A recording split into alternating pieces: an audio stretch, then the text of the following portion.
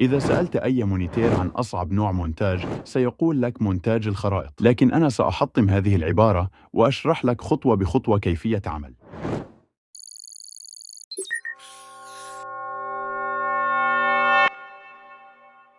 أول ما تدخل إلى لايت موشن تقوم بوضع هذه الإعدادات.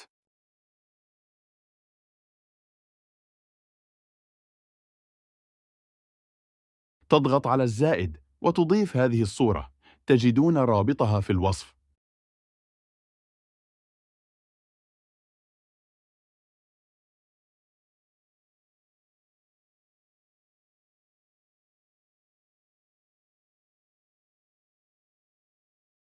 وتزيد المدة حوالي 5 ثواني.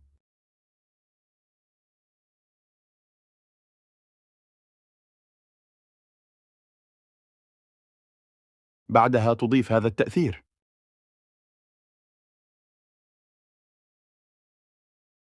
وتضيف كي فريم في الأول وتحرك المدة قليلاً، وتضيف كي فريم ثاني وتنقص هذا الخيار إلى الصفر.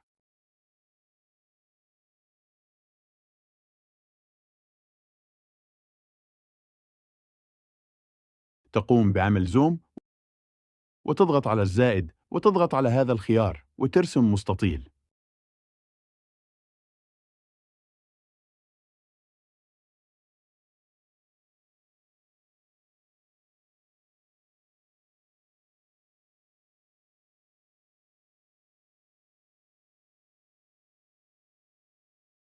وتضغط على اللون وتختار اللون أحمر.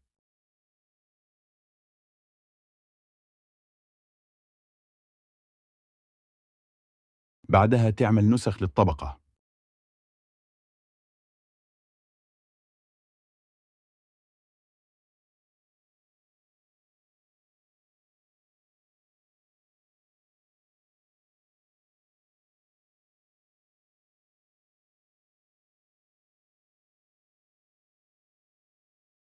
تضغط على التأثيرات وتضغط على الرسم والحافة وتضغط على هذا التأثير،